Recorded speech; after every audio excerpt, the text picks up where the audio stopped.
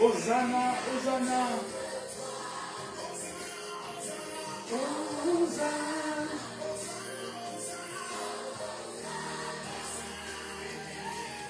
Hosanna.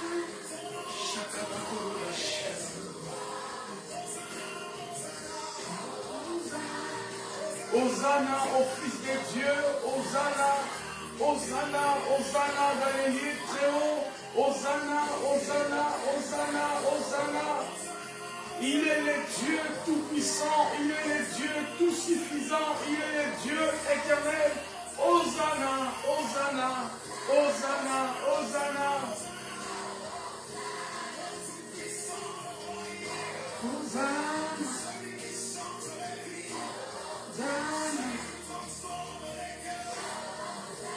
Tu es Hosanna, tu es Hosanna, tu es Hosanna. Shakabaenda bakaraba santa bakaraba shendele yakaraba shinda. Esokono mosokoro bashika bakaraba santa. Hosanna, Hosanna, Hosanna.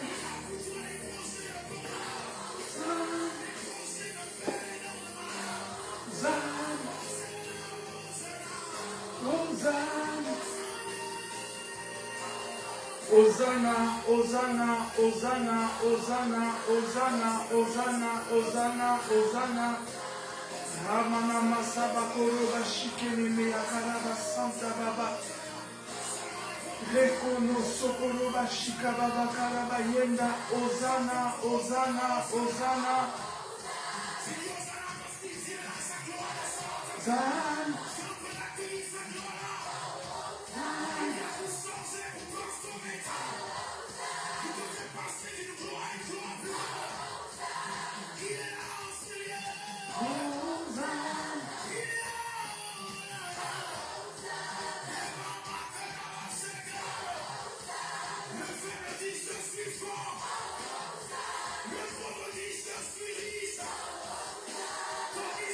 Hosanna dans les lieux très hauts, Hosanna, Hosanna, Hosanna. Nous te bénissons ce matin, nous te louons en ce culte dominical. Nous glorifions ton nom, nous sanctifions ton nom, nous confessons ta Seigneurie. Tu es le Dieu véritable et nous sommes dans ce Dieu véritable en Jésus-Christ. Remana masakata baye shike babakara bashanta bayaba. Hosanna, Hosanna, Hosanna, Hosanna, Hosanna. Ce matin, reçois la louange. Ce matin, reçois l'adoration. Ce matin, reçois l'élévation. Ce matin, reçois la grandeur. Ce matin, reçois le succès. Ce matin, reçois la magnificence. Ce matin, reçois... Reçois, reçois, reçois, reçois. Reçois tout ce qui est parfait, reçois tout ce qui est merveilleux, reçois tout ce qui est grand, reçois tout ce qui est agréable, reçois.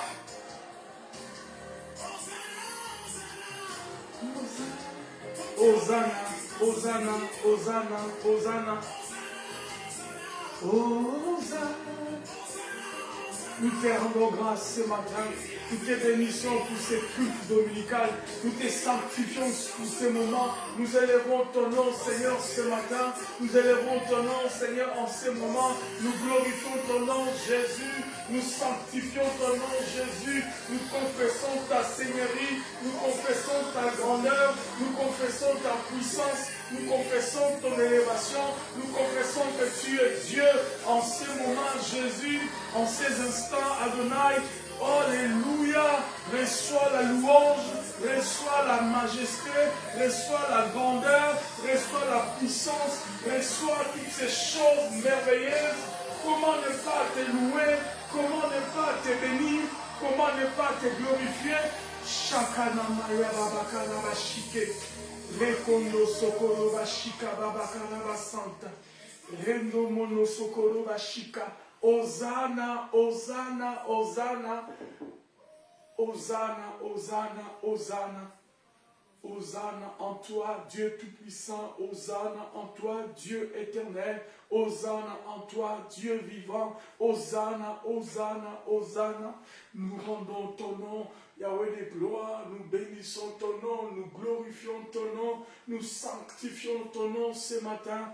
Nous élevons ton trône ce matin au milieu de nous, Jésus. Sois béni ce matin, sois béni ce matin. Sois béni ce matin, sois béni ce matin au milieu de nous.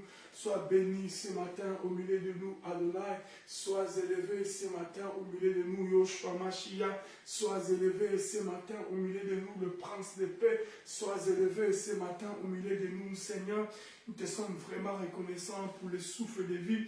Nous te sommes reconnaissants pour la joie, nous te sommes reconnaissants pour la paix, nous te sommes reconnaissants pour toutes ces choses extraordinaires que tu ne cesses de faire dans nos vies. Adonai, sois béni ce matin dans le nom de Jésus.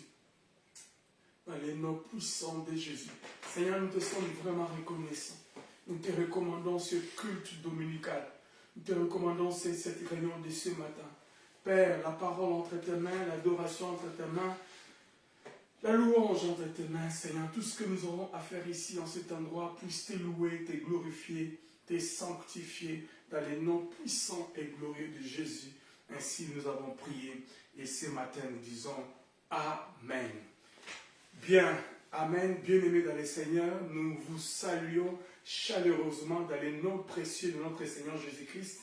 Nous qui sommes la mission évangélique Emmanuel, Église locale de Nantes, réunis en cet endroit pour célébrer, pour louer, pour adorer, pour glorifier le Seigneur notre Dieu. Et ensemble avec vous, nous bénissons Adonai ensemble. Nous allons ensemble l'élever, confesser sa Seigneurie et aussi écouter sa parole.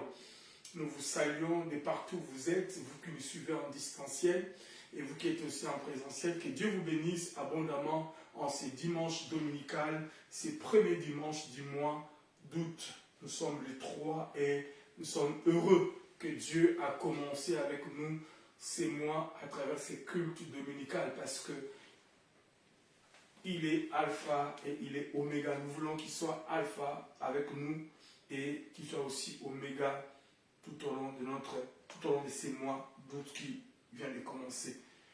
Que Dieu vous bénisse abondamment, que Dieu vous fasse énormément du bien. Dans le livre des Actes des Apôtres, au chapitre 17e, un texte que nous lisons souvent et nous ne pouvons que le relire encore. Oh Jésus, Yeshua Massia, il est bon, il est bon. Dans Actes des Apôtres, disais-je, chapitre 17, à partir du verset 24, la Bible nous dit ceci. Le Dieu qui a fait le monde et tout ce qui s'y trouve, étant le Seigneur du ciel et de la terre. Ça, c'est le discours de Paul. La Bible dit au partir du verset 22, Paul debout au milieu de l'aréopage dit homme athénien. Voilà, c'était son discours qui continue. Et lorsque nous arrivons au verset 24, il dit le Dieu qui a fait le monde et tout ce qui s'y trouve, étant le Seigneur du ciel et de la terre. Il confirme que le Dieu qui a fait le monde, celui qui sait tout ce qui se trouve, il est le Seigneur du ciel et de la terre. Et la Bible dit, n'habite point dans les temples faits de mains d'hommes. Pas nécessairement. C'est une façon de dire qu'il vit plus dans nos cœurs que dans nos temples physiques ou dans nos tabernacles, etc. C'est ce que nous sommes en train même de faire comme démarche. Que Dieu ait suffisamment de place dans les temples qui est notre vie. Que Dieu ait suffisamment d'autorité et de puissance en nous. Parce que le temple idéal, le temple prophétique est nos vies, nos corps, là où il doit habiter. La Bible dit, il n'est point servi par des mains d'hommes. Pardon, il n'est point servi par des mains humaines. Comme s'il avait besoin de quoi que ce soit. Lui qui donne à tous la vie, la respiration et toutes choses. Il donne à tous, aux païens comme aux chrétiens, aux forts comme aux faibles, aux grands comme aux petits, aux puissants comme aux faibles. Il leur donne la vie. Bien-aimé, la vie est entre les mains du Seigneur. Et si ce matin nous sommes réveillés en bonne santé, même si nous ne sommes pas réveillés en bonne santé, c'est parce que Dieu a permis que nous puissions nous réveiller et être vivants en ces instants. Tout à l'heure, j'ai reçu une très très mauvaise nouvelle. Mon papa a disparu. Je vais en faire allusion à la fin du culte. Dieu est au contrôle même de nos vies, nous qui sommes vivants. Et le verset 27, il est allé, la Bible dit, pardon, verset 26, il a fait des hommes sortis d'un seul sang, habitassent sur toute la surface de la terre. C'est Dieu-là, il a fait que tous les hommes sortis d'un seul sang habitassent sur toute la surface de la terre. Il gère, c'est lui-même qui est même le ministère, je ne sais pas, du transport, ou de l'immigration, ou de l'intégration. Il a positionné chacun de nous partout où nous sommes, et que ce soit ici, en Europe, en Amérique, au Canada, en Afrique, en Asie, en Australie, partout, Dieu s'est donné la peine par devers lui-même de positionner chacun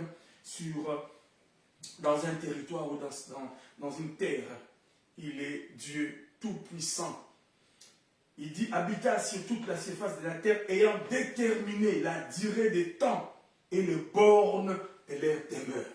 Il a déterminé la durée des temps de chacun. C'est ce qu'on disait tantôt, la vie et la mort sont au pouvoir de notre Dieu. Eh bien, il a fait, ayant déterminé la durée des temps et le borne de leur demeure. Le Dieu que nous servons. Verset 27, il a voulu qu'ils cherchassent. C'est ce qui est important. C'est ce que nous soulignons. C'est ce que nous tenons. Évidemment, chacun là où il se trouve, dans le pays où il vit, dans la nation où il a vécu, où il continue à vivre, partout sous d'autres cieux, de partout nous sommes, le but principal du Seigneur, peu importe le pays dans lequel tu es, peu importe l'environnement dans lequel tu es, peu importe à l'endroit où tu es, peu importe la vie que les gens vivent tout autour de toi, ce que nous allons essayer de parler aujourd'hui un peu en profondeur. Partout où nous sommes, on n'a aucune excuse. Le but principal de Dieu, il a voulu qu'ils cherchassent les seigneurs et qu'ils s'efforçassent de les trouver en tâtonnant, bien qu'ils ne soient pas loin de chacun de nous. Bien-aimés dans les Seigneurs, de partout où nous sommes, le but du Seigneur, que dis-je, le but de nos vies doit être de chercher les Seigneurs, de louer les Seigneurs, d'adorer les Seigneurs. Nous n'avons aucune excuse. L'environnement ne peut pas nous avancer comme une excuse. Le pays ne peut pas être une excuse. La nation ne peut pas être une excuse. La société ne peut pas être une excuse. Parce qu'on va le voir, on n'a aucune excuse de ne pas louer les Seigneurs. L'économie du pays ou le gouvernement des nations, peu importe la présidence, la primature, etc., ne peut pas être une excuse. Le but que Dieu veut que nous puissions porter dans nos cœurs, il a voulu qu'ils cherchassent les seigneurs et qu'ils s'efforçassent de les trouver, même en tâtonnant. Il a baissé tellement l'échelle des valeurs. Il a baissé jusqu'à ce que même si tu tâtonnes, même si clopin, même si tu n'arrives pas vraiment à comprendre, même si tu n'arrives vraiment pas à saisir, même si tu n'arrives vraiment pas à t'en sortir, aujourd'hui tu es debout, des mains tu tombes, peu importe, continue à aller chercher. Tel est le but du Seigneur. Continue à aller chercher. C'est ce que nous allons voir tout à l'heure par le Seigneur, si le Seigneur permet que nous puissions communiquer sa pensée telle qu'elle veut que nous la fassions. Merci Seigneur. Raison pour laquelle, bien-aimé, ce matin, ayant compris le but, ayant compris la raison de notre existence, si toi et moi nous sommes encore vivants, c'est parce qu'il veut que nous puissions les chercher. Si toi et moi nous sommes encore en bonne santé, c'est parce qu'il veut que nous puissions être son témoignage. Parce qu'il veut que nous puissions être la lumière pour lui. Parce qu'il veut que nous puissions être le reste. En ces temps. Oh, nous allons encore nous approcher de son trône. Je ne sais pas qu'est-ce qui te préoccupe ce matin alors que nous avons notre rubrique d'action de grâce et d'intercession. Qu'est-ce que nous pouvons élever devant Dieu comme requête? Moi j'ai ma requête, toi tu as la tienne aussi. Chacun a la sienne. Nous allons nous approcher du trône de la grâce, lui exposer nos requêtes, lui dire combien nous aimerions qu'il intervienne pendant ces courts moments.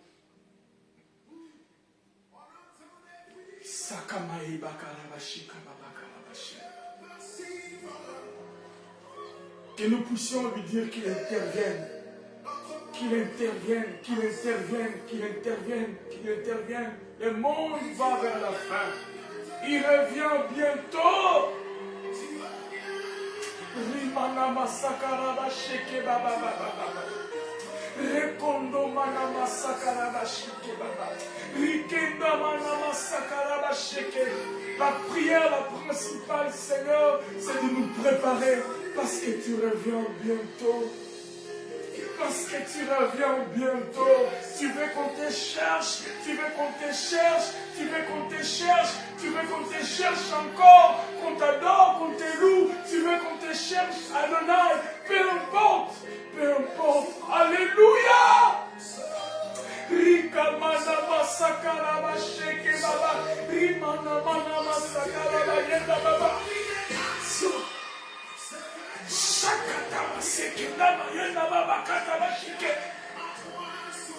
Il envoie son roi, Yeshua, Yeshua Mashiach, Yeshua Mashiach, le Dieu de mon salut, Yeshua Mashiach, le Dieu de mon âme, Yeshua Mashiach, le Dieu de la mission évangélique Emmanuel, le Dieu Yeshua Mashiach, le Dieu du groupe études bibliques, Yeshua Mashiach, le Dieu de chacun de nous, Yeshua Mashiach, le Dieu de nos vies, Yeshua Mashiach, le Dieu tout-puissant. Hosanna, Hosanna à ton nom ce matin. Hosanna, Hosanna à ton nom ce culte dominical. Hosanna, Hosanna à toi le Dieu tout-puissant. Nous élevons ton trône ce matin. Nous élevons ton trône ce matin. Nous élevons ton trône ce matin. Nous élevons ton trône ce matin. Hosanna, Hosanna, Yeshua Mashiach. Rikama sakalaba shekenda baba.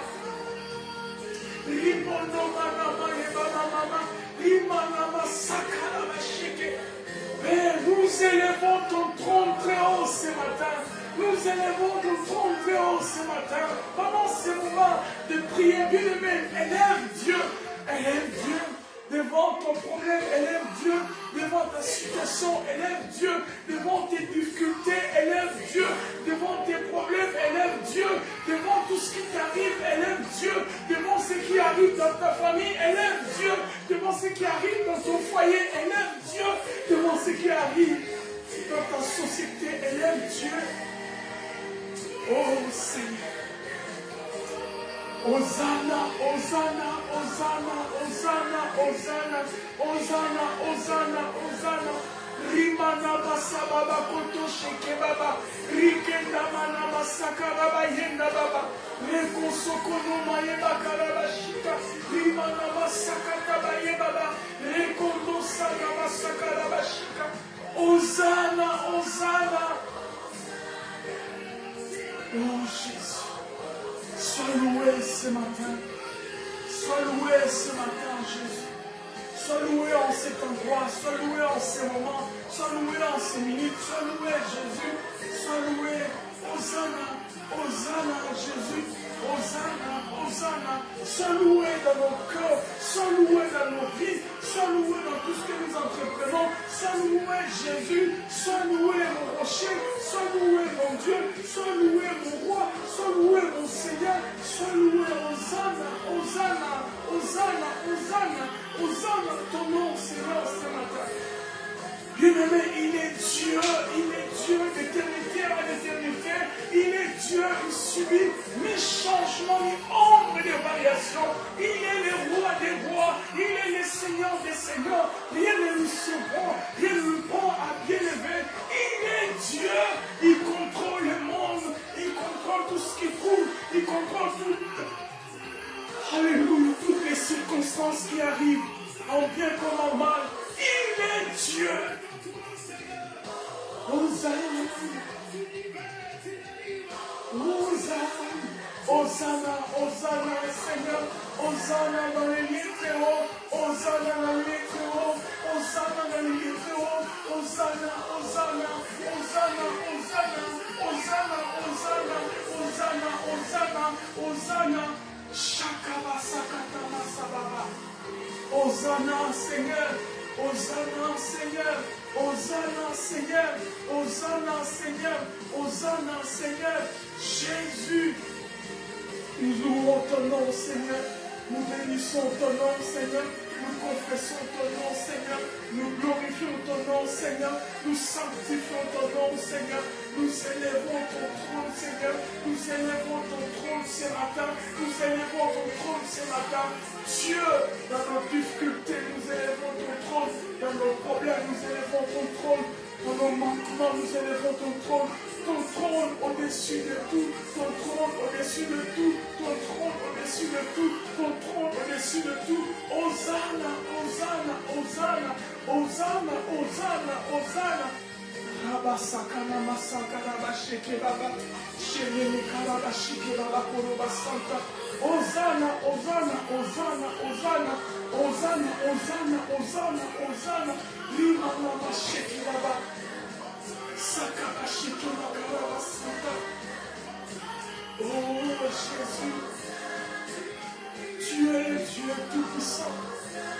Tu es le Dieu tout-puissant, Seigneur. Hosanna, Hosanna, Hosanna, Hosanna. Nous bénissons ton nom, nous glorifions ton nom, Hosanna. En ces jours, Seigneur, c'est toi qui as choisi, c'est toi qui as choisi, c'est toi qui as voulu, c'est toi qui pève, qui neige, Seigneur. Alléluia, Alléluia, Alléluia. Alléluia, oui, bien-aimés, alléluia, nous bénissons les Seigneurs, nous glorifions les Seigneurs ce matin, nous les sanctifions au milieu de nous, que nos vies puissent l'adorer, les louer, les glorifier, parce qu'il est le véritable Dieu, il est Dieu par devers lui-même, il est le rocher des âges, il est le soleil. Alléluia, de la justice. Il est l'étoile brillante du matin. Il est le rocher des âges. Alléluia, la pierre angulaire dont on a rejeté ce qui bâtissait, mais qui est devenue la principale des langues. Qui est devenue la principale des langues. Qui est devenue la principale des langues. Et ce matin, nous le bénissons. Ce matin, nous le glorifions. Merci Jésus. Alléluia, merci. Sakarabashike baba karabasanta. Senamaya karabashike. Seigneur, nous te sommes vraiment reconnaissants en ces instants. Nous te sommes vraiment reconnaissants en ces instants. Nous te sommes vraiment reconnaissants en ces instants. Alors que Seigneur, dans nos cœurs, nous avons des sujets. Dans nos cœurs, nous avons, Père, au lieu de gloire, des blessures. Dans nos cœurs, Yahweh de gloire, nous avons des larmes. Dans nos cœurs, Jésus, mais nous venons vers toi. Nous venons vers toi. Nous croyons en toi. Parce que c'est toi qui es au contrôle de toutes choses. Parce que c'est toi qui es au contrôle de toutes choses. Parce que c'est toi qui es au contrôle de toutes choses. Parce que c'est toi qui es au contrôle de toutes choses. Reçois la louange ce matin, Jésus. Oh Seigneur Jésus. Il est Alpha, Oméga ce matin. Père, je pense à la famille Makila qui vient de perdre leur papa. Mais Seigneur, tu es Alpha. Tu es Alpha, tu es Oméga, Seigneur. Oh Jésus. Ramana Masakara Bashika. Rikono Sokoro Bashika Baba. Seigneur, tu es Alpha, tu es Oméga.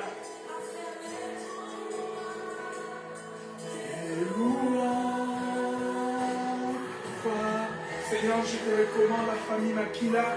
Je te recommande Jésus. Toute la famille qui vient de perdre leur père. Oh Jésus, nous te recommandons Jésus. Toute la famille. Oh Jésus, dépassé, écrasé. Toute la famille, Jésus, qui passe des moments maintenant hyper difficiles. Seigneur, viens aller aussi. Seigneur, je viens te présenter aussi ma requête que tu connais, Seigneur, étends ta main, Jésus. Donne-moi ma justice, donne-moi, Jésus, ma raison, donne-moi, Jésus. Donne-moi raison à cela. Donne-moi raison à cela. Donne-moi raison à cela. Rimonomo sakaraba sheke. Rimanama sakaraba sheke. Donne-moi raison, Jésus. Parce que telle est ma raison, Jésus. Je n'ai pas menti. C'est juste mon droit. Saint-Esprit, Saint-Esprit, le défenseur. Jésus défend ma cause. Donne-moi raison. Oh Jésus. Tout. Le Dieu de tout temps, Jésus. Le Dieu de tout temps, Jésus. Le Dieu de tout temps, Jésus. Le Dieu de tout temps. Alpha, Oméga. Alpha, Oméga. Le Dieu de tout temps. Merci Jésus. Merci Jésus. Saint-Esprit de Dieu. Saint-Esprit de Dieu. Saint-Esprit de Dieu. Saint-Esprit de Dieu. Saint-Esprit de Dieu. Saint-Esprit de Dieu.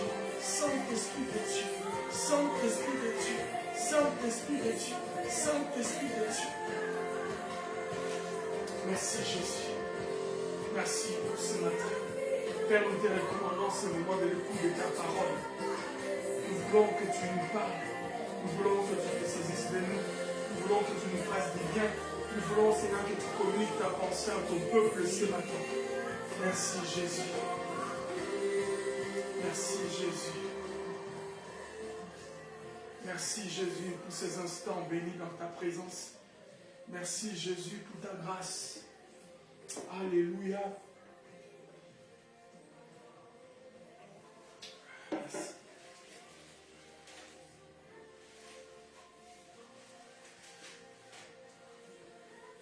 Merci Jésus pour ta grâce ce matin. Sanctifie ta parole au milieu de nous ce matin. Merci pour ta grâce. Merci pour ta miséricorde. Parle-nous ce matin. Communique-nous ta pensée, Jésus. Que ta parole, Jésus, puisse nous éclairer ce matin. Que ta parole puisse nous illuminer ce matin. Que ta parole puisse, Seigneur, nous faire du bien ce matin. Nous avons besoin de ta parole. Dans le nom de Jésus. Merci Jésus. Dans le nom puissant et glorieux de Jésus. Dans le nom puissant et glorieux de Jésus, ainsi nous avons prié et ensemble nous disons Amen. Amen. Bien, nous bénissons le Seigneur pour l'opportunité qu'il nous accorde ce matin ensemble de pouvoir écouter sa parole. Gloire au Seigneur pour ces temps précieux qu'il nous accorde encore ce matin. Voilà. Nous revenons encore pour vous saluer, pour vous bénir, vous qui venez à peine de nous rejoindre. Eh bien, nous sommes la mission évangélique Emmanuel, église locale de Nantes, et nous voulons ensemble célébrer le Seigneur avec vous, louer le Seigneur, les glorifier, les bénir. Et ensemble, nous voulons maintenant passer à l'écoute de sa parole. Que sa parole nous fasse du bien. Nous laissons que le Saint-Esprit glorifie Jésus au milieu de nous maintenant et que sa parole nous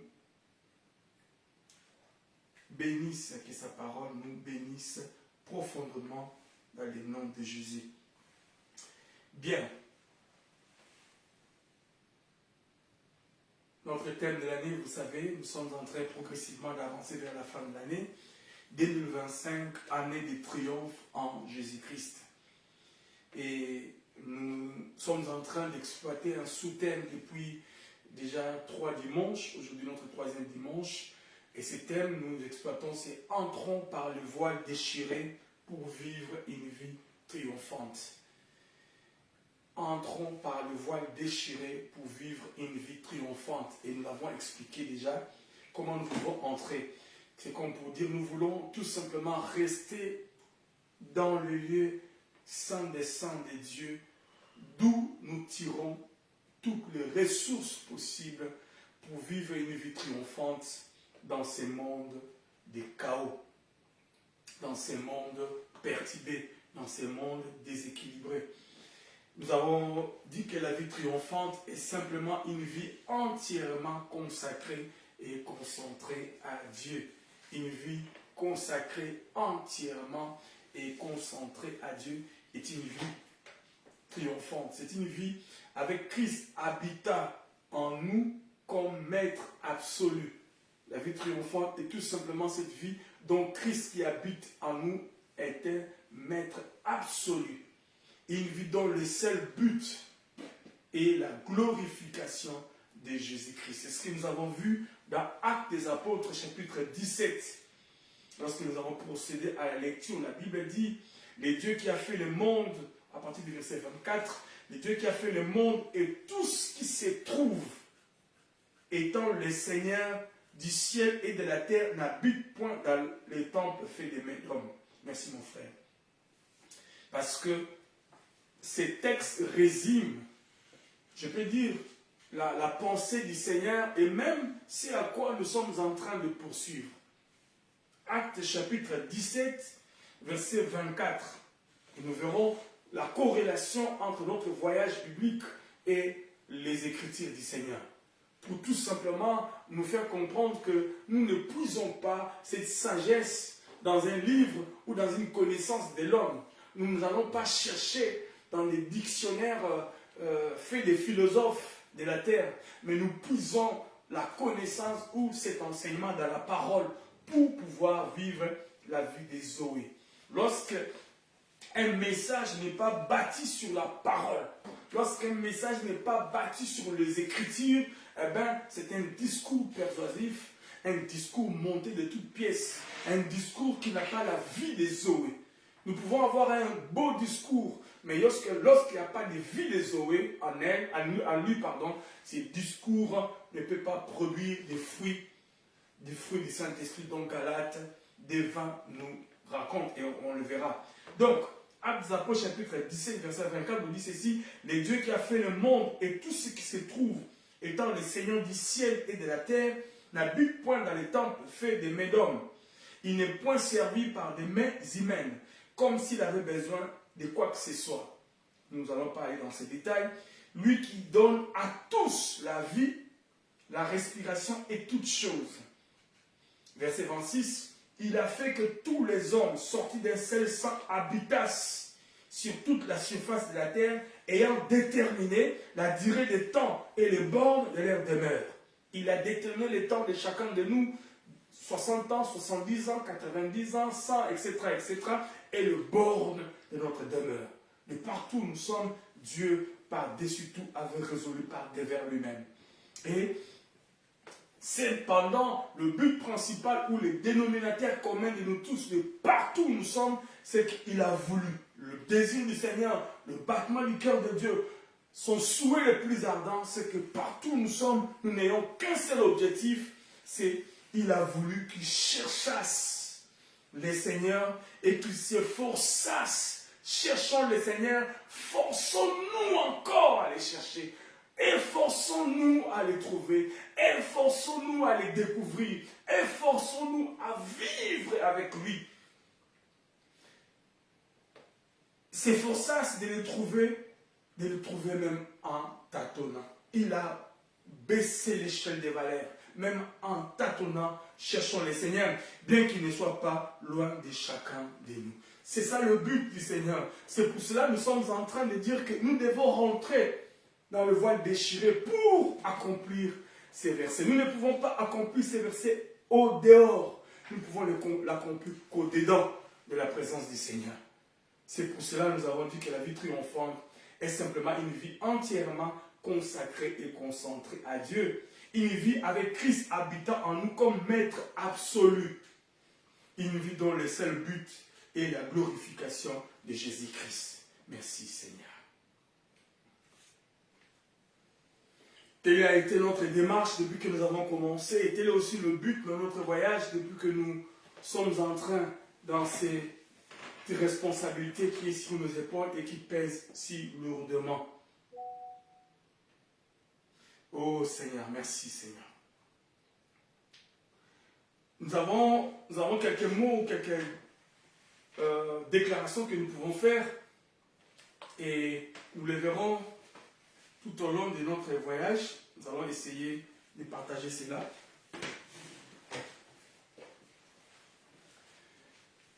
Nous avons dit que nous devons apprendre à vivre la vie chrétienne par la puissance de Dieu en nous, à travers le Saint-Esprit et selon le caractère de Dieu. Donc nous devons apprendre à vivre la vie chrétienne par la puissance de Dieu en nous, à travers le Saint-Esprit et selon le caractère de Dieu. Le fruit du Saint-Esprit doit être l'apanage de chaque chrétien. Donc, nous devons apprendre, premier principe, apprendre à vivre la vie chrétienne par la puissance de Dieu en nous à travers le Saint-Esprit et selon le caractère de Dieu. Le caractère de Dieu se manifeste par le fruit du Saint-Esprit. Dieu se manifeste à travers le fruit du Saint-Esprit et c'est le fruit du Saint-Esprit qui sont le caractère de Dieu qui s'explose dans nos vies et qui se manifeste au quotidien. Évidemment par la grâce de Dieu. Parce qu'en ces temps de la fin, bien aimé, il y a tellement de dichotomie. En ces temps de la fin, il y a confusion, il y a tohu-bohu partout, il y a un désordre, il y a une cacophonie. Donc nous avons besoin vraiment de vivre la vie par la grâce de Dieu. C'est un principe que nous devons le retenir. C'est ce que Dieu veut.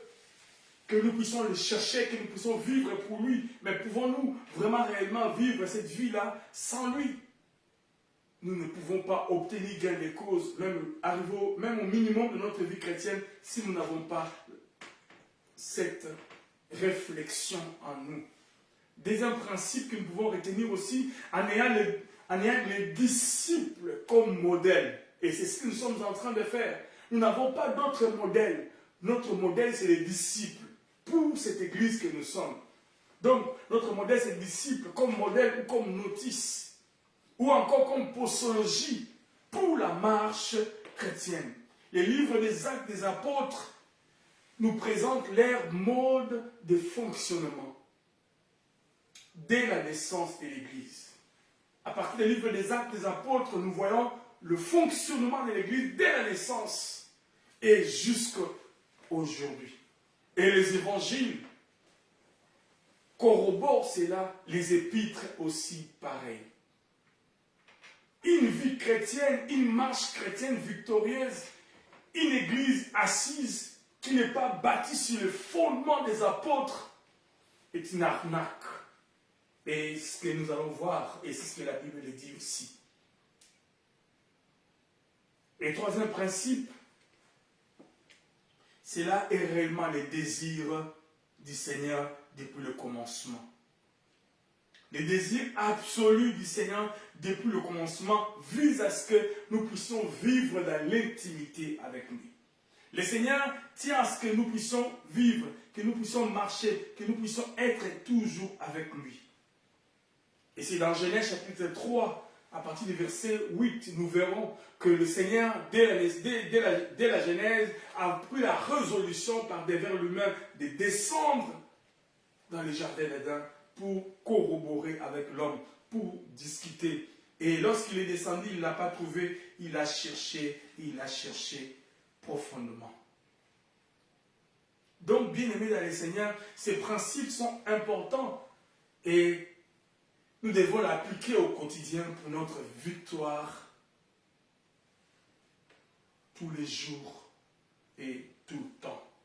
Vous voyez pourquoi nous avons résolu de commencer ce voyage et depuis que nous avons commencé, nous essayons de répéter ces choses, mais nous ne pouvons pas nous arrêter parce que c'est ça qui sont des informations salutaires pour notre vie. Ce matin, bien-aimés, alors que nous évoluons toujours dans la même idée, nous allons prendre les textes de Timothée. Nous verrons comment le Seigneur veut que nous puissions comprendre.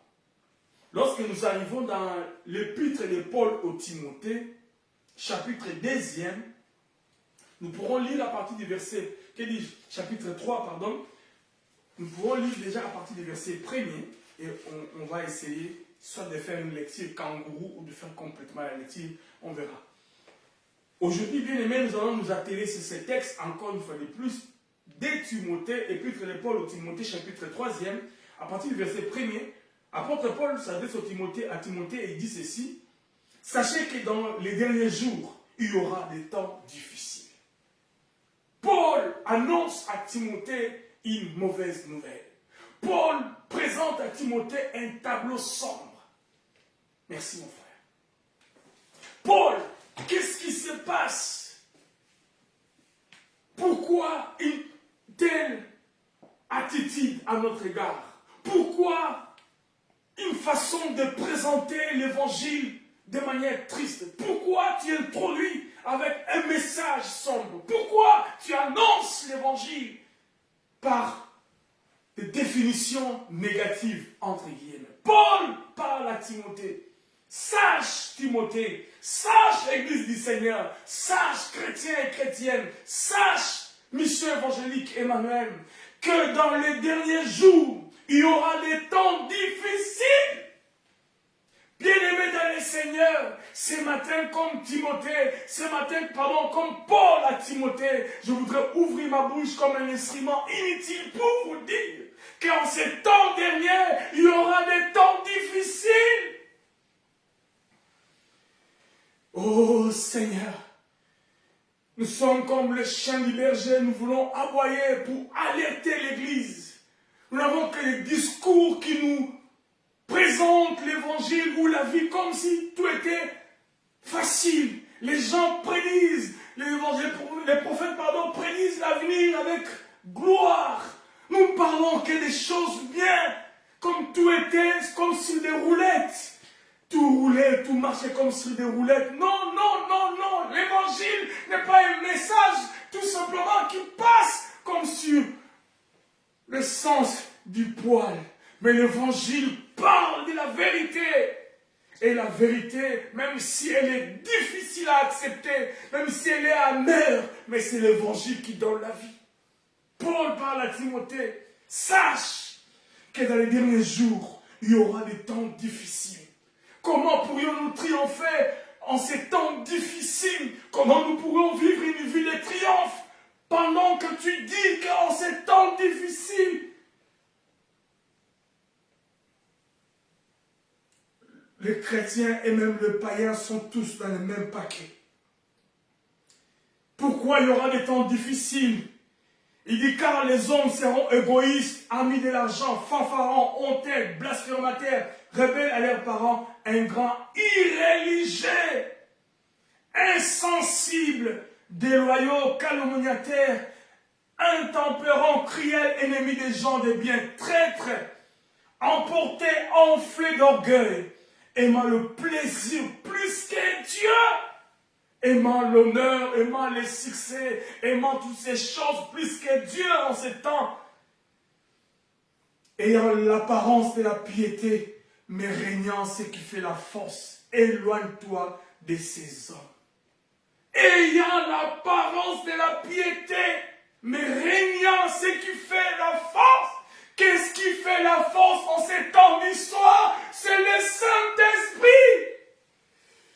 Oh my God. Le Saint-Esprit bien-aimé dans le Seigneur est la raison qui font que nous puissions triompher. Le Saint-Esprit est la raison qui font que nous puissions un jour être enlevés. Le Saint-Esprit est la raison que nous puissions tous les jours marcher dans la victoire. Cependant, le Saint-Esprit est saint. Le Saint-Esprit est saint. Le Saint-Esprit a horreur du péché. Le Saint-Esprit ne supporte pas le péché. Le Saint-Esprit n'est pas une puissance. Le Saint-Esprit est une personne. Le Saint-Esprit est Dieu. Régnant, ce qui fait la force. Pourquoi? Parce que vivre avec le Saint-Esprit nécessite une vie de sainteté. Vivre avec le Saint-Esprit nécessite être chrétien, mais être vrai.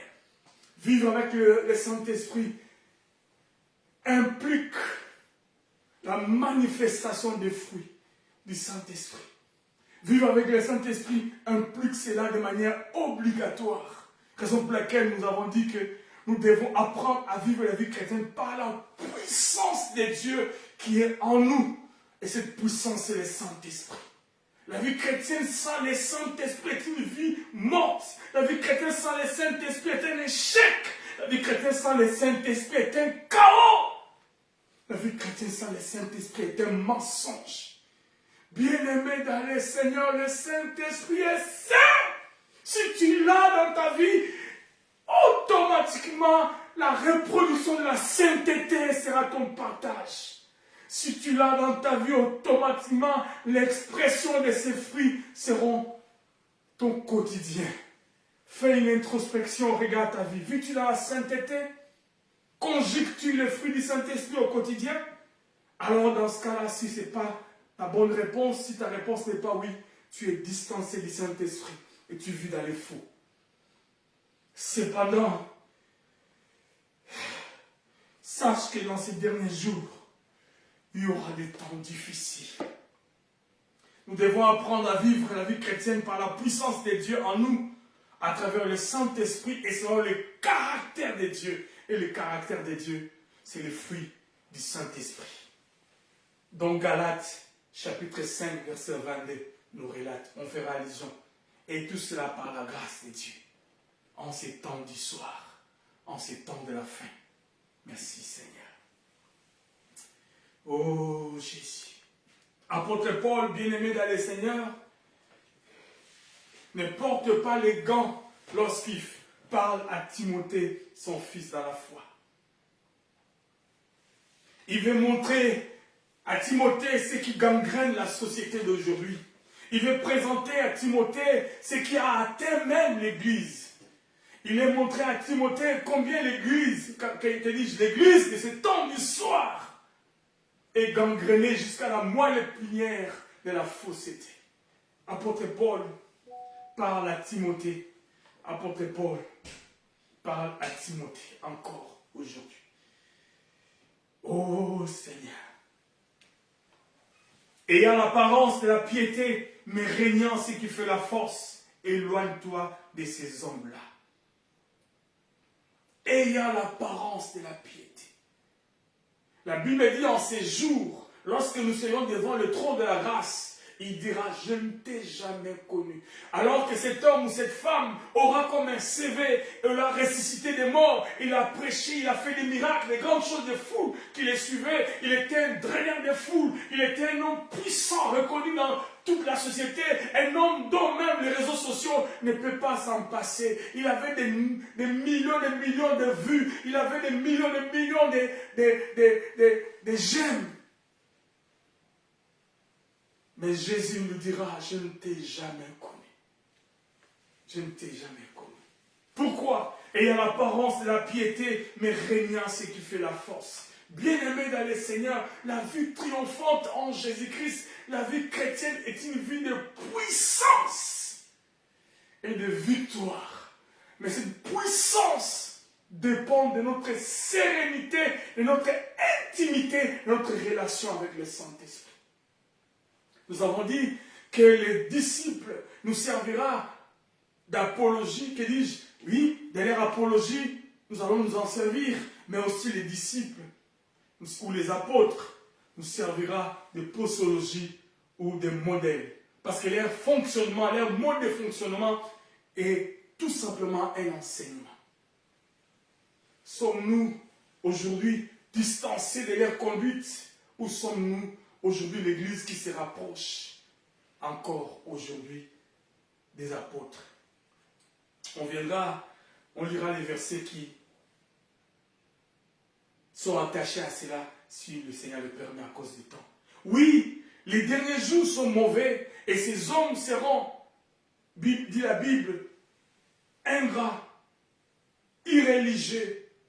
Des hommes seront égoïstes, amis de l'argent, fanfarons, honteux, blasphémateurs, rebelles à leurs parents, les enfants, ingrats, irréligieux, insensibles. Les gens sont devenus insensibles aujourd'hui.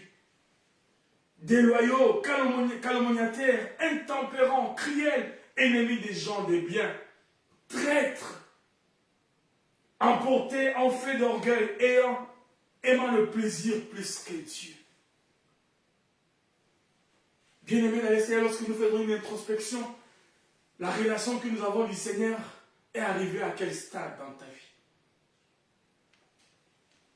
Si hier tu étais fervent, si hier tu étais fervente, fais une introspection, regarde-toi aujourd'hui, qu'est-ce que tu es devenu? Qu'est-ce que tu es devenu?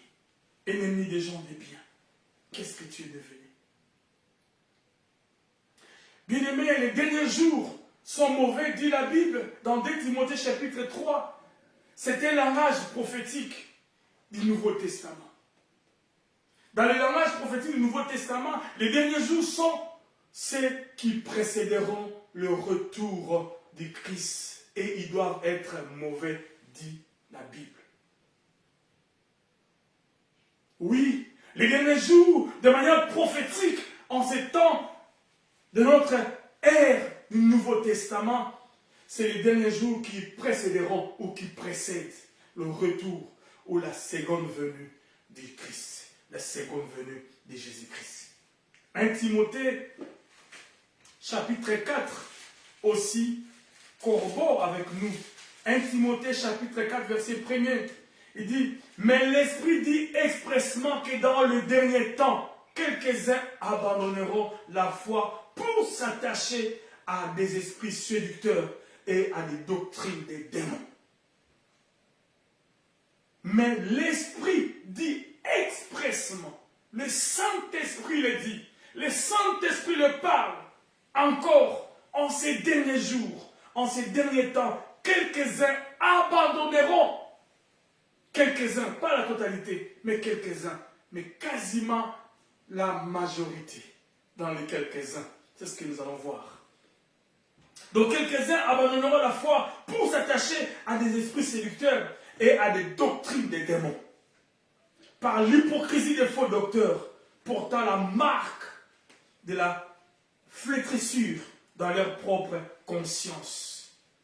Prescrivant de ne pas se marier et de s'abstenir, etc. Bon, ça, ce n'est pas important que nous puissions y aller.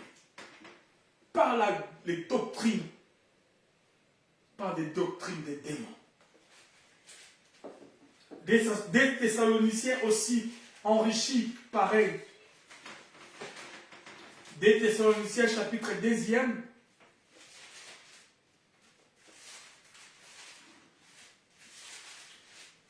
Des Thessaloniciens chapitre 2, verset 1er, on dit ceci.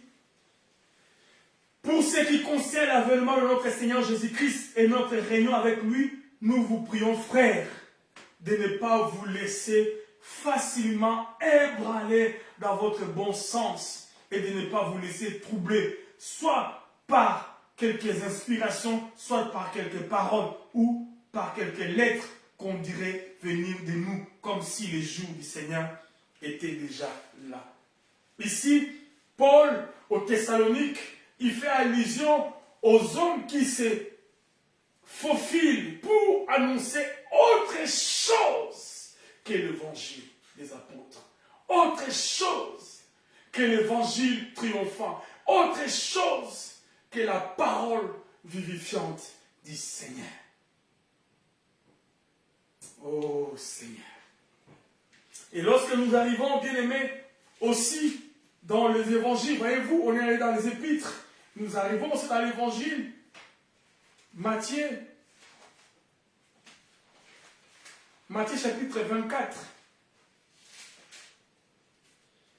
Ces choses ont été au début de l'Église. Ils ont vécu ces choses. Ils ont vécu ces pièges de l'ennemi où les gens s'est glissés. Et la même chose se répète encore. Bien-aimés, dans toutes les générations, il y a des choses qui se répètent parce que la Bible dit dans le livre d'Ecclésiaste, il n'y a rien de nouveau sous le soleil. Ce qui a été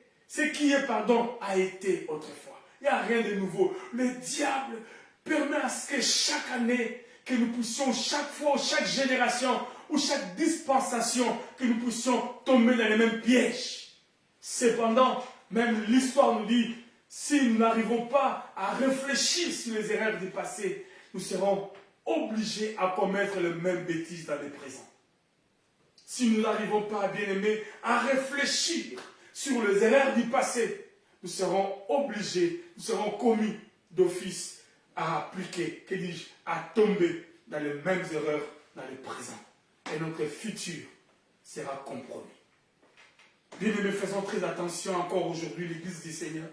Je parle comme un berger qui aboie pour ramener sa brebis à la bergerie.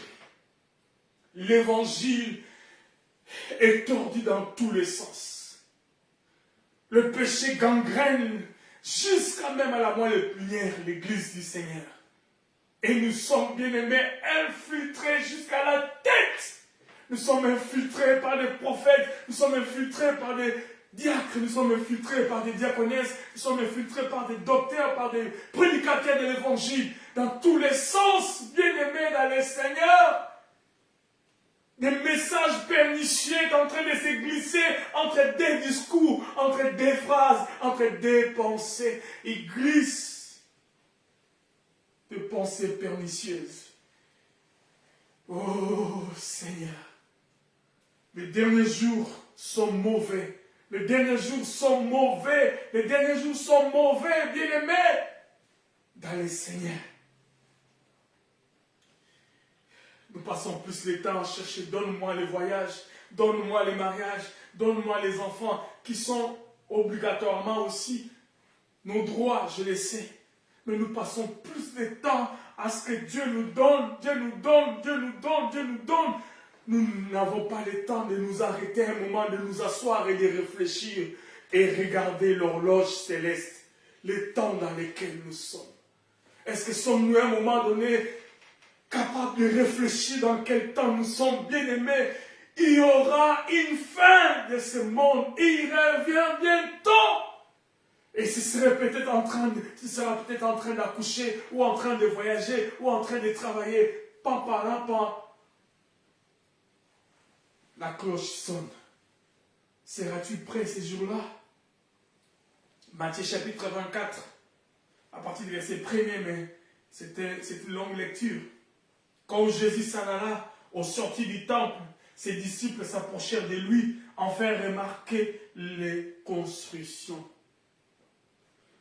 Les constructions du temple, c'était merveilleuse. Une construction extraordinaire. C'était waouh. Mais écoutez bien le discours de Jésus. Mais il leur dit, voyez-vous tout cela? Voyez-vous tout cela?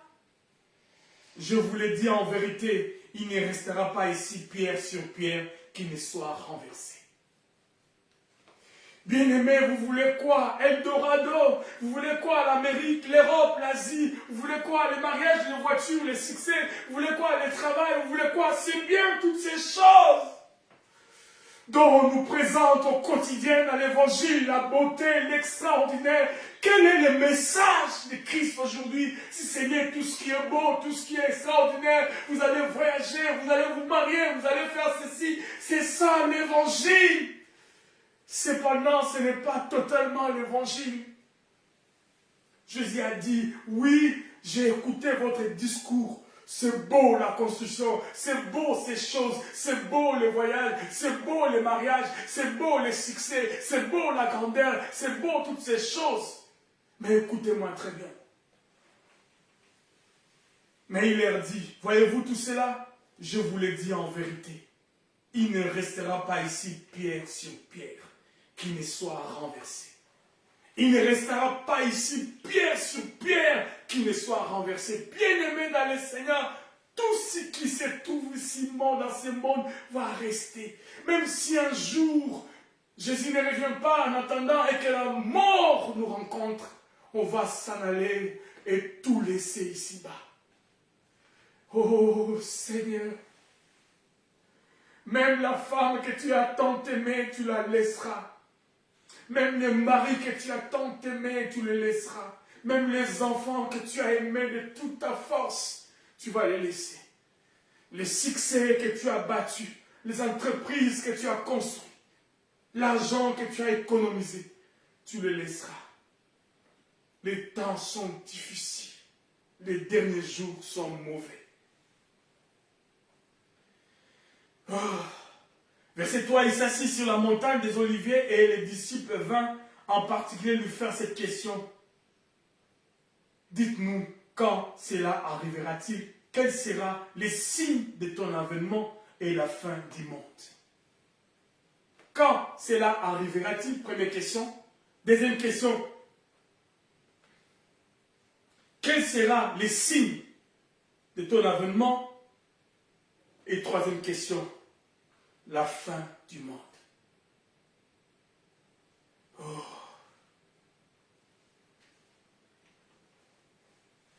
Jésus leur répondit, prenez garde que personne ne vous séduise, car plusieurs viendront sous mon nom, disant, c'est moi qui suis le Christ, et ils séduiront beaucoup de gens. On va sauter cela à cause du temps.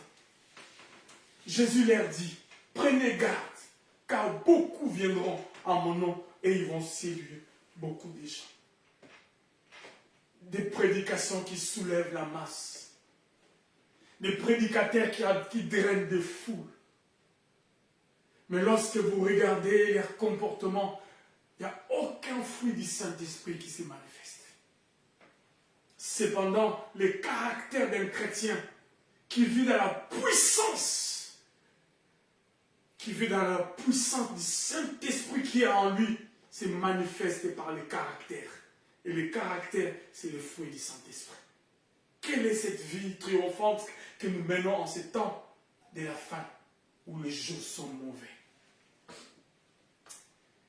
Oh. Bien-aimés dans le Seigneur, mais tous ces vices et ces péchés se sont vus à certaines époques et se retrouvent encore parmi les hommes de ces temps où nous sommes. Il y a 2000 ans, Jésus est mort à la croix, il y a peut-être 1500 ans, je ne sais pas, ou 1700, 1800, que cet évangile ou ces épîtres ont été écrits. Je n'ai pas regardé la période, mais ces choses qu'ils ont vécues à leur époque, ce sont des choses qui se répètent encore aujourd'hui. Ou qu'on peut dire, de manière prophétique, comme je disais l'introduction, que dans les langages prophétiques du Nouveau Testament, les derniers jours sont les jours qui précèdent ou qui précéderont l'avènement du temps de la fin, ou qui précéderont le retour de Christ. Le dernier jour, ce sont cette période-là. C'est la période qui précède.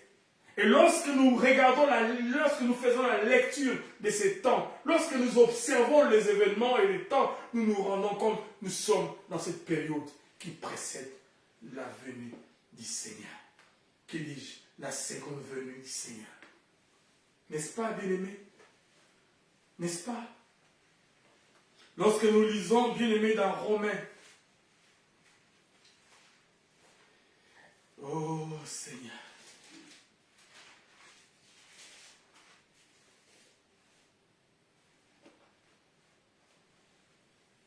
lorsque nous lisons dans Romains au chapitre 1er à partir du verset 18, la colère de Dieu se révèle du ciel contre toute impiété et toute injustice des hommes qui retiennent injustement la vérité captive. Car ce qu'on peut connaître de Dieu est manifeste pour eux. Dieu leur a fait connaître, en effet, les perfections invisibles de Dieu, sa puissance éternelle et sa divinité se voient comme à l'œil nu depuis la création du monde quand on les considère dans leurs ouvrages ou dans ses ouvrages. Ils sont comme inexcusables. Nous sommes inexcusables. Inexcusables. Puisque ayant connu Dieu, ils l'ont point glorifié comme Dieu. Et ne lui ont point rendu grâce, mais ils se sont égarés dans leurs pensées. Et leur cœur sans intelligence a été plongé dans le ténèbres. Excusez-moi. Puisqu'ils ont connu Dieu, mais ils ne l'ont pas glorifié comme Dieu.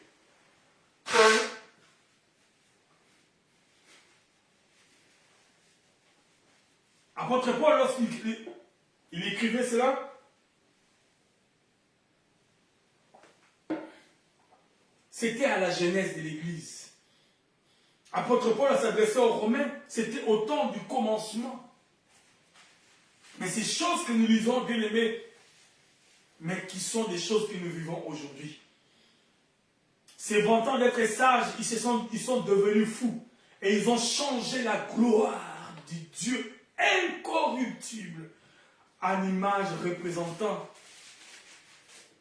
l'homme corruptible des oiseaux, des quadrupèdes et des reptiles. C'est pourquoi Dieu les a livrés à l'impureté selon le convoitise de leur cœur, en sorte qu'ils déshonorent eux-mêmes leur propre corps et qui ont changé la vérité des dieux en mensonge et qui ont adoré et servi la créature au lieu du Créateur, qui est béni éternellement. Amen. C'est pourquoi Dieu les a livrés à des passions infâmes, car leurs femmes ont changé l'usage naturel en celui des contre-natures. Et de même, les hommes abandonnent l'usage naturel de la femme, se sont enflammés dans leurs désirs les uns pour les autres, commettant homme avec homme des choses infâmes et recevant eux-mêmes les salaires qu'ils méritaient leur égarement. Comme ils ne se sont pas souciés de connaître Dieu, Dieu les a livrés à leur sens réprouvé pour commettre des choses indignes.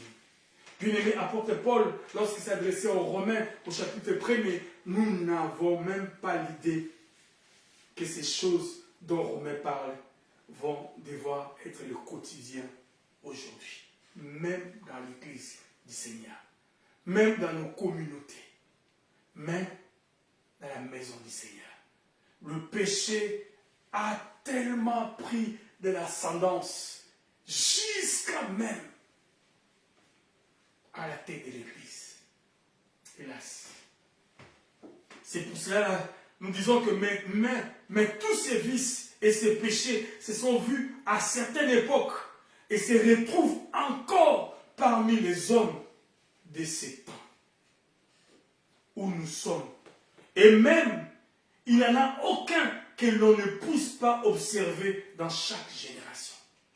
Tout ce que la Bible relate, dans chaque génération, dans chaque époque, nous voyons ces choses s'accomplir. Bien-aimés dans le Seigneur, la parole du Seigneur, la Bible est la vérité. La Bible est la manifestation de la divinité sous forme de papier. Elle ne contient pas la parole, elle est la parole de Dieu. Et lorsque nous la lisons, nous voyons combien c'est clair les temps dans lesquels nous sommes. Hélas. Oh Seigneur.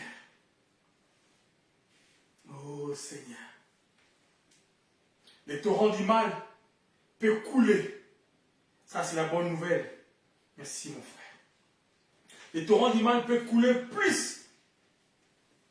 plus abondantes que nous pouvons imaginer. Le mal peut atteindre l'apogée. Le péché peut arriver à un niveau le plus élevé.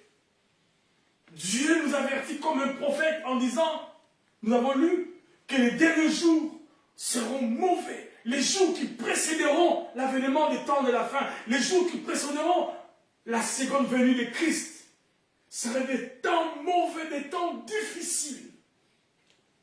C'est pour cela que nous disons, même si les torrents du mal coulent à une vitesse abondante, à un début, abondante, à une vitesse qu'on ne peut pas, supersonique, qui traverse le mille des sons comme les avions supersoniques. Le mal traverse comme les avions supersoniques qui traversent le mille des sons. Même si le mal arrive à cette vitesse et direct, c'est ce que nous voyons, le mal va de mal en pis à une vitesse extraordinaire et qui a atteint même l'apogée en ces temps d'histoire. Selon Romains, chapitre 1er que nous avons lu, le mal a atteint son apogée. Le mal a atteint le niveau le plus élevé. Mais l'apôtre Paul, lorsqu'il parle, même les prophètes, on le verra peut-être dimanche prochain pour les prophètes, mais l'apôtre Paul, lorsqu'il parle, n'attend point cependant que chaque train du sombre tableau moral qui a tracé soit applicable à tous les hommes. Apôtre Paul ne s'attend pas que ces sombres tableaux noirs que nous venons de tracer, que nous venons de décrire, que nous venons de présenter, soient applicables à tous. Pourquoi? Parce qu'il y a un reste dans chaque génération. Oh Seigneur. Il n'est pas d'accord, il n'est pas convaincu que cela sera appliqué à tous les hommes, car Dieu a toujours son peuple sur la terre qu'on appelle un reste. Bien-aimé, dans toutes les générations, dans toutes les périodes de l'humanité, dans toutes les dispensations, il y a un reste. Et ces restes sont des hommes et des femmes dont le Saint-Esprit a extirpé de ce monde de la corruption. Ces restes sont des hommes et des femmes qui vivent de la communion avec le Saint-Esprit. Les hommes et les femmes qui appliquent à la lettre la volonté du Seigneur, qui vivent dans l'obéissance du Saint-Esprit, des hommes et des femmes qui manifestent le caractère de Dieu qui est défini par Galates 5:22, le fruit du Saint-Esprit. Ce reste existe dans toutes les générations. Et même dans ces temps, le reste existe. C'est pour cela qu'on se pose la question, lorsqu'on fait une introspection, es-tu le reste? Es-tu le reste en ces temps du soir? Es-tu le reste? Bien-aimé dans le Seigneur, même si la majorité vont dans ce sens, mais le reste, lorsque, bien-aimé, il y a eu tohu-bohu, il y a eu dépassement, il y a eu péché à l'époque de Noé, Noé fut considéré comme un reste. Noé fut considéré comme un reste avec ses enfants et ses beaux-fils. Oh my God. Dans chaque génération, il y a un reste. Et Noé était le type. Et à chaque période de l'histoire, ce sont des types et des images que nous devons retenir pour notre leçon biblique. Alors qu'il y avait confusion à Babylone, ils étaient déportés de Jérusalem, distancés du pays duquel il y avait la sainteté. Passez-moi l'expression. Ils ont vécu dans Babylone, où il y avait la corruption, le péché. Là où il y avait la tohu-bohu, toutes ces formes, la Bible dit qu'il y avait un reste. Daniel et ses 3 amis furent comme une communauté de restes qui n'ont pas fléchi les genoux. Bien-aimés, où nous sommes, ou partout où nous sommes, nous avons lu dans le livre des Actes des Apôtres, Dieu a établi chacun dans un endroit, dans un territoire, dans un espace, avec quel but de les chercher pour être un reste. Es-tu un reste en ces temps où tout est difficile? Es-tu un reste? Ésaïe chapitre 10 parle de cette notion à partir du verset 20. En ces jours-là, les restes d'Israël et les réchappés de la maison de Jacob cesseront de s'appuyer sur celui qui frappait. Ils cesseront, bien-aimé, lorsque tu es un reste, tu vas cesser de t'appuyer sur ce qui frappe, sur ce que le monde présente, mais tu vas t'appuyer sur Elohim. Ils ont dit, ils cesseront de s'appuyer sur celui qui les frappait. Mais ils s'appuieront avec confiance sur l'Éternel, les saints d'Israël.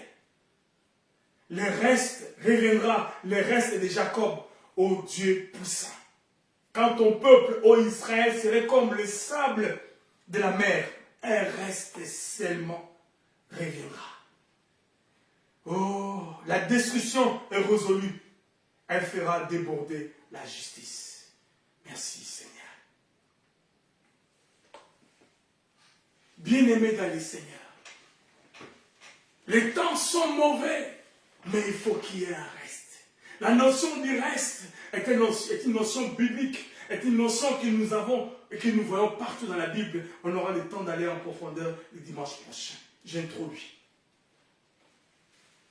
Oh Seigneur. Dans Actes des Apôtres, chapitre 17, il a fait que tous les hommes sortis des cieux saints habitassent sur toute la surface de la terre.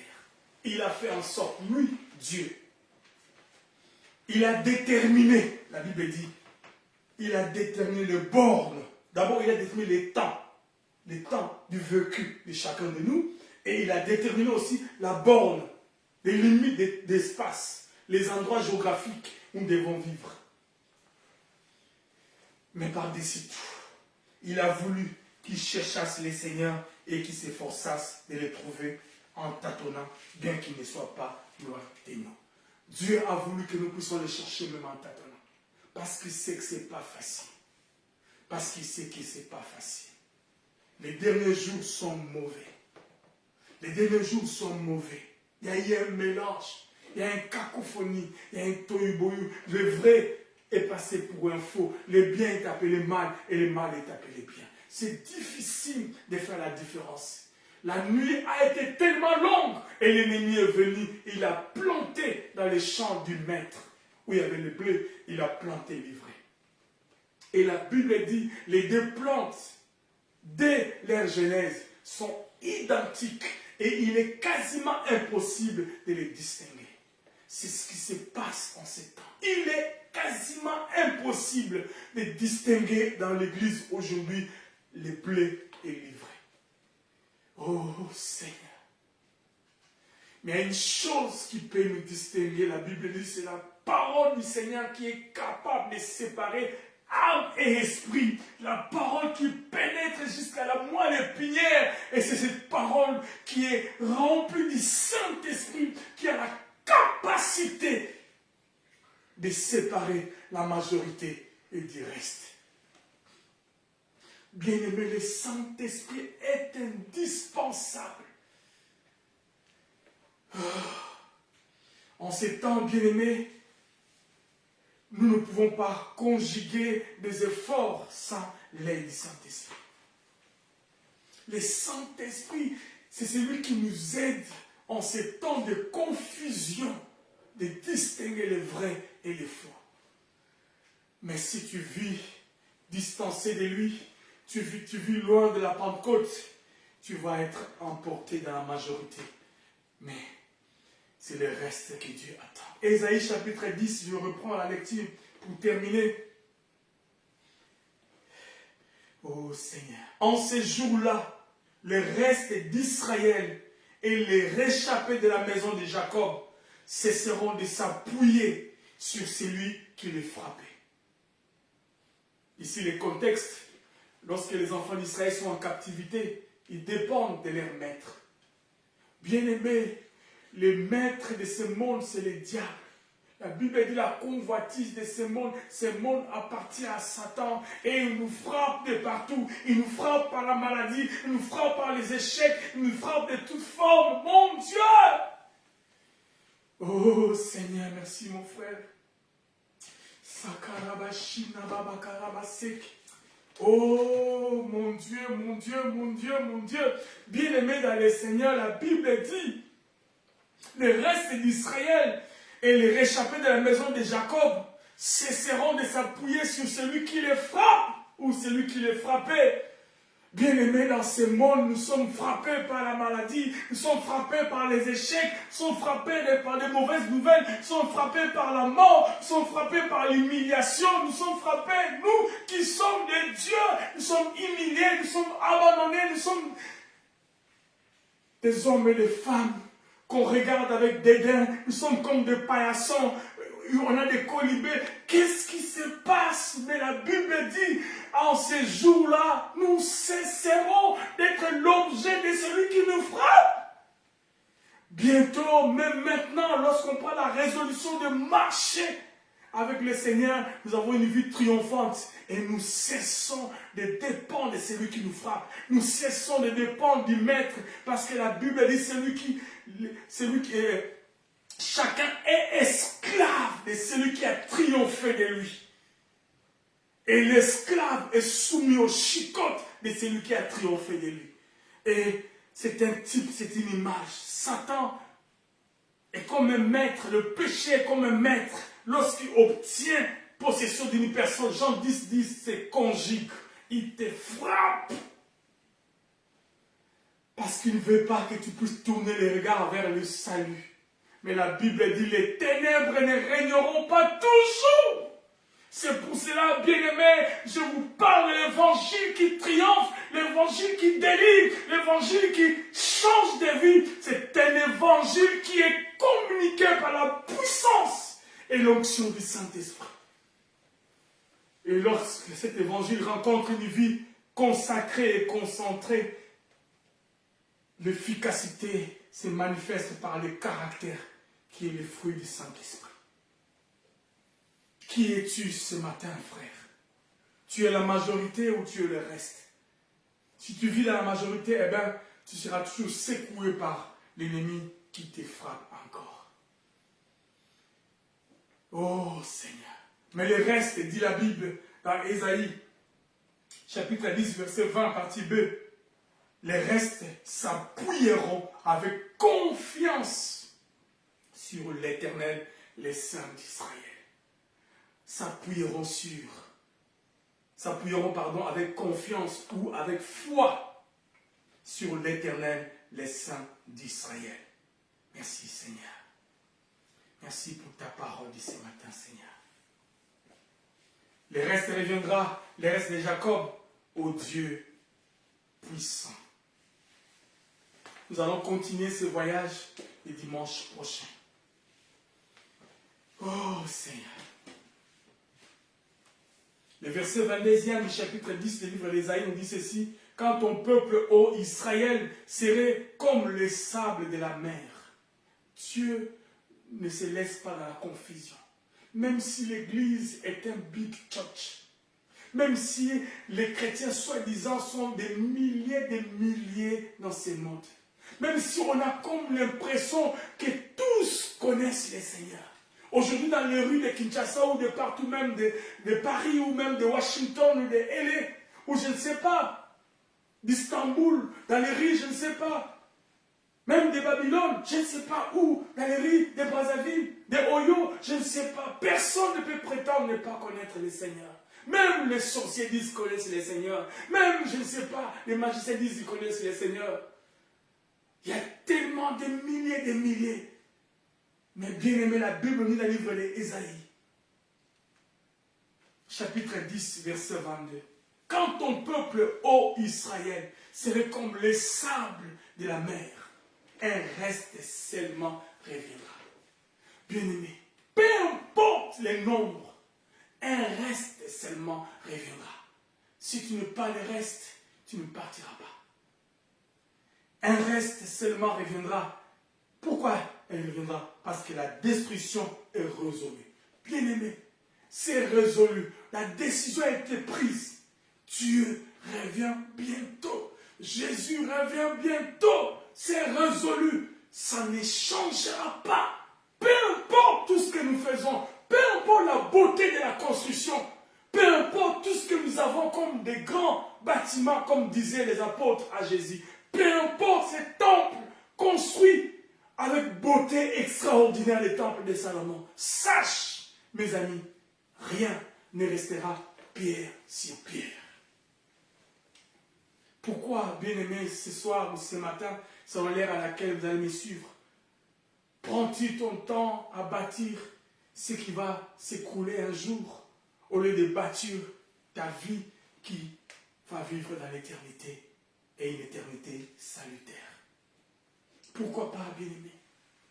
La Bible parle dans la parabole, dans les évangiles, un homme a construit une maison sur le sable et l'autre a construit sur la pierre. C'est Jésus qui est la pierre angulaire, le fondement.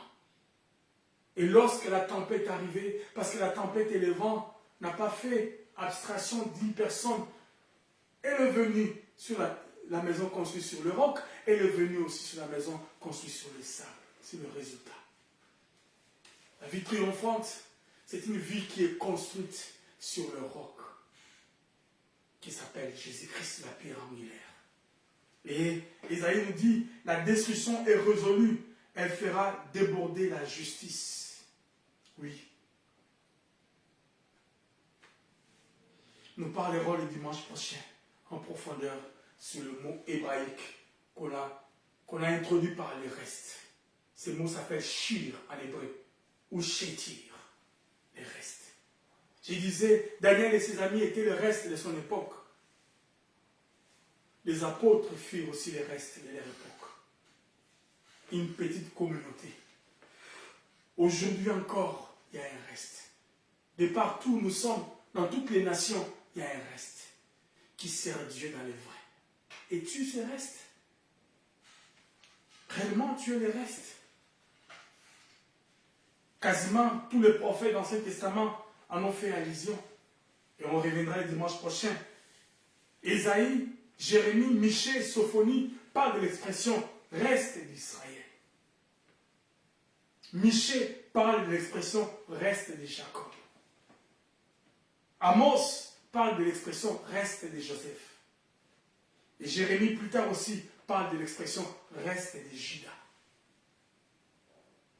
Donc tous, ils désignaient les groupes minoritaires qui, ayant échappé au jugement destructeur, représentera réellement la communauté élue d'Israël lors de l'acte décisif de la rétribution. Lorsqu'on parle d'Israël, on parle de l'Église. Aujourd'hui, on parle de l'épouse du Seigneur. Donc, il désigne des groupes minoritaires, malheureusement, qui, ayant échappé au jugement destructeur, représentera réellement la communauté élue d'Israël lors de l'acte décisif de la rétribution. Courbons la tête de la prière. Oh Seigneur, merci. Merci pour les restes. Merci pour cette vie, oh Dieu, dans laquelle nous sommes. Parce que c'est toi qui es alpha, c'est toi qui es oméga. Rien ne se passe sous la terre, sous les cieux, pardon.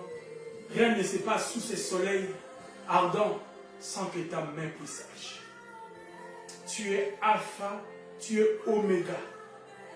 Tu es le début et tu es la fin. Tu es le commencement et tu es la fin. Oh Seigneur, nous te rendons grâce ce matin. Nous te disons merci pour ta parole. Oh Jésus, tu veux tout simplement nous alerter, tu veux tout simplement nous tenir en éveil. Pourquoi? Parce que les derniers jours sont mauvais. Les derniers jours sont mauvais. Les jours qui précèdent ou qui précéderont le retour du Seigneur sont mauvais. Les jours qui précéderont la seconde venue du Seigneur sont mauvais. Et lorsque nous regardons l'horloge, nous nous rendons compte que nous sommes dans ces jours-là. Nous sommes pleinement le pied dedans dans cette période de l'histoire. Merci Seigneur pour ta parole. Aide-nous à être ces restes qui obéissent à ta parole, qui vivent dans la communion avec le Saint-Esprit et qui manifestent le fruit de l'Esprit. Nous voulons, oh Dieu, que la vie de Christ soit imprimée dans nos cœurs. Nous voulons que la vie du Saint-Esprit soit imprimée dans tout ce que nous faisons. Nous voulons, Seigneur Jésus, que la vie de Zoé soit imprimée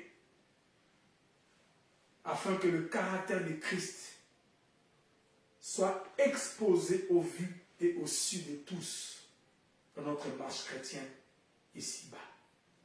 Merci pour ta parole. Dans le nom de Jésus, nous avons ainsi prié. Amen. Amen. Merci Seigneur, merci. Bien, nous bénissons le Seigneur pour l'opportunité que vous nous avez donnée de nous suivre, vous qui nous avez suivis dès le début. Nous vous saluons chaleureusement de partout où vous êtes. Et nous sommes heureux de savoir que vous communiquez avec nous. Et nous bénissons Adonai pour ce que vous êtes pour nous. Gloire au Seigneur. Pour communiquer, nous sommes la mission évangélique Emmanuel, vous le savez, nous le répétons toujours. Et nous sommes heureux de savoir que vous faites partie de cette grande communauté en distanciel comme en présentiel. Que Dieu vous bénisse. Donc nous nous réunissons chaque dimanche, comme vous le savez, entre 11h30 et 13h30 en cet endroit, mais nous pouvons aussi terminer plus tôt comme aujourd'hui. Et notre culte est directement sur notre page Facebook et plus tard, il sera transmis sur notre chaîne YouTube aussi. Donc nous avons un numéro de contact par lequel vous pouvez nous aborder, nous transmettre vos dîmes et vos offrandes. Parce que pendant que j'en parle, Père bénit ces dîmes et ces offrandes et que tous qui béniront cette église, cette mission soit bénie de ta part dans le nom de Jésus-Christ. Nous avons ainsi prié. Amen. Bien, à travers ces numéros de contact, plus 33 605 79 21 00, vous pouvez nous communiquer aussi vos RIB ou tout ce que vous voulez pour savoir notre RIB pour pouvoir transmettre à travers, même par la banque, vos dîmes et vos offrandes. Pourquoi pas, Dieu vous bénira. Et nous demandons à ce que nous puissions être bénis. C'est le premier dimanche du mois, le dimanche prochain, ce sera notre culte des Saintes Saints pour célébrer le Seigneur et adorer Dieu. Merci mon frère pour les louer. Raison pour laquelle nous allons ensemble le dimanche prochain procéder à notre culte d'action, de grâce et de louanges accompagnés des Saintes Saints.